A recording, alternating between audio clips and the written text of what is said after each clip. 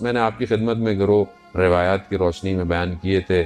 وہ پہلا وہ کہ جو صدق نیت اس کی صاف ہو اور خدا پر توکل کرتا ہو، شیطان اس سے دور ہو جاتا ہے. دوسرا میں نے آپ کی خدمت میں بیان کیا تھا کہ جو ذکر صبح اور شام کرتا ہے، ذکر کثرت سے کرتا ہے، شیطان اس سے دور رہتا ہے. تیسری چیز، جو مصیبت میں جزا و فضا نہیں کرتا، مصیبت میں شکوہ اور گلہ نہیں کرتا، صبر کرتا ہے، شیطان اس سے دور رہتا ہے.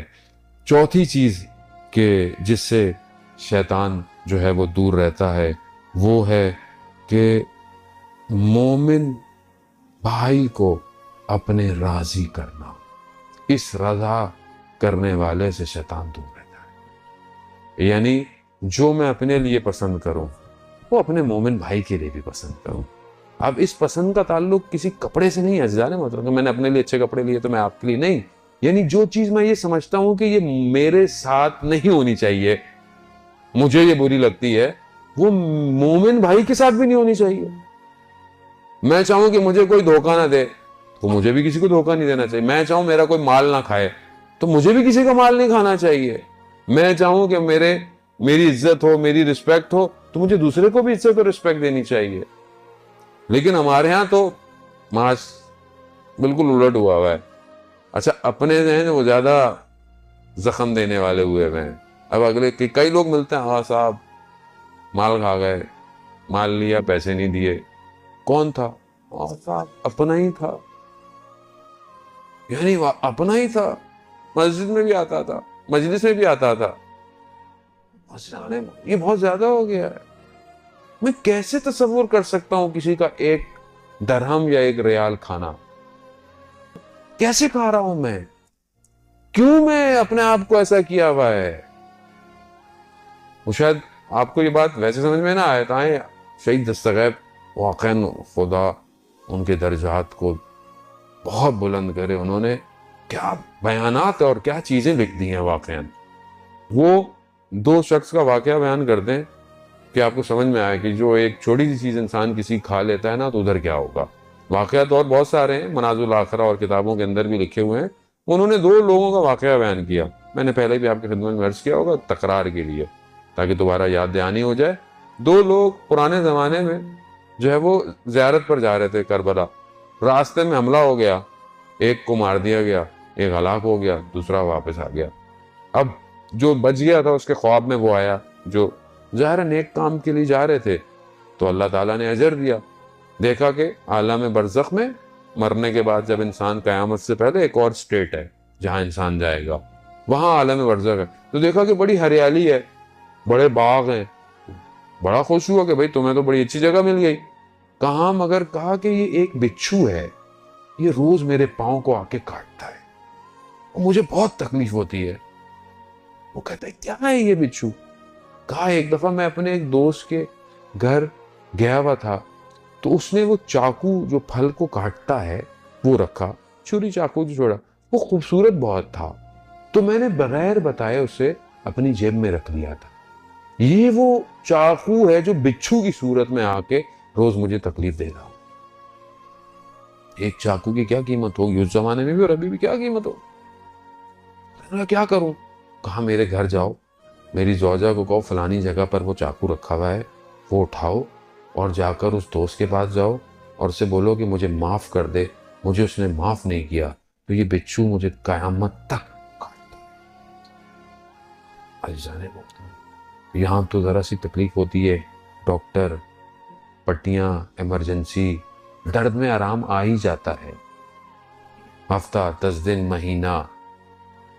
وہاں عزیزان محترم یہ کسی کو نصیب ہوتا ہے جو خواب میں آگے اپنی بات بتا دیتے ہیں کہ یہ کر لو. ہر کسی کو نصیب نہیں ہے. کون وہاں سے واپس آیا آج تک؟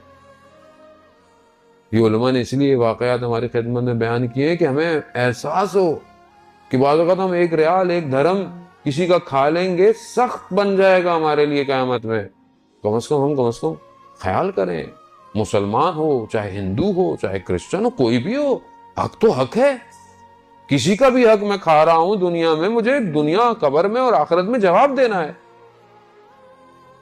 تو یہ وہ چیز ہے کہ اگر میں اپنے مومن بھائی کو راضی کروں تو شیطان مجھ سے کیا ہے دور چلا جائے گا۔ عزیزان محترم، پانچویں اور آخری چیز کہ شیطان جس سے دور ہوتا ہے، اس شخص سے دور ہوتا ہے، اس گروہ سے دور ہوتا ہے جو اللہ کے دیے ہوئے تقسیم پر راضی رہے، کہ اللہ نے جو تمہارے لیے تقسیم کر دے اس پہ راضی رہو۔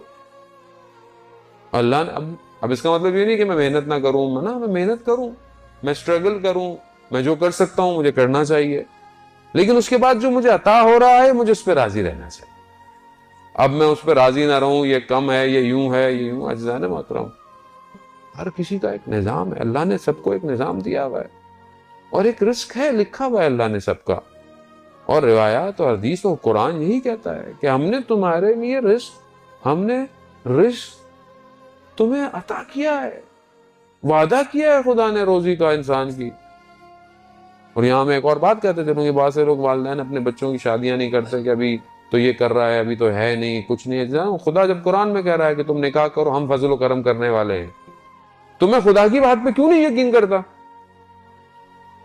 کیوں نہیں کرتا؟ کیونکہ اصل مجھے خدا پہ یقین ہی نہیں ہے، باتوں میں ہے، زندگی میں نہیں ہے۔ اور قرآن تو ویسے بھی ریک میں رکھی ہوئی بک ہے ایک، بس وہ تو جب بیٹی گھر سے رخصت ہوگی تو سر کے اوپر رکھ دیں گے، ورنہ تو غلاف میں لپیٹ کے رکھنا ہے، اس کو کھولنا تو ہے نہیں۔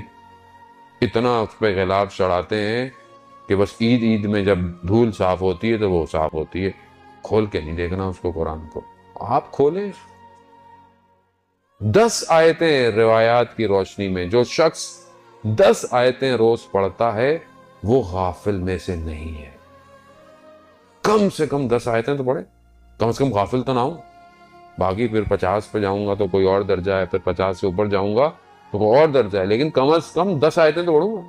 کتنی دیر لگتی ہے 10 آیتیں پڑھنے میں؟ کتنی دیر لگتی ہے؟ 2 3 گھنٹے تو میں موبائل کے میسج پڑھتا ہوں، واٹس ایپ پڑھتا ہوں، فیس بک پڑھتا ہوں، وہ پتہ نہیں خبریں۔ اور ہمارے یہاں تو لوگوں کو یہ بھی مشکل ہے کہ وہ 2 گھنٹے بیٹھے ہوئے ٹی وی میں سیاسی تجزیے ہم دیکھتے رہتے ہیں، جس نے کسی مقام پہ نہ قوم کو پہنچانا ہے، نہ ہمیں پہنچانا ہے، نہ دنیا کو، نہ آخرت۔ کسی کو فائدہ اگر ہوا تو ان اینکروں کو فائدہ ضرور ہو گیا، وہ امیر ہو گئے ہیں بہت زیادہ، اور ہم بار بار دیکھیں ایک ہی موضوع، ابھی اچھا یہاں آیا تھا، اچھا وہاں آیا تھا، وہاں آیا تھا۔ یہیں سے تو انسان قوم کا شعور پتہ چلتا ہے کہ وہ کہاں جا رہی ہے۔ تو میں عزیزان محترم، میں اپنے آپ کو اپلفٹ کر سکتا ہوں،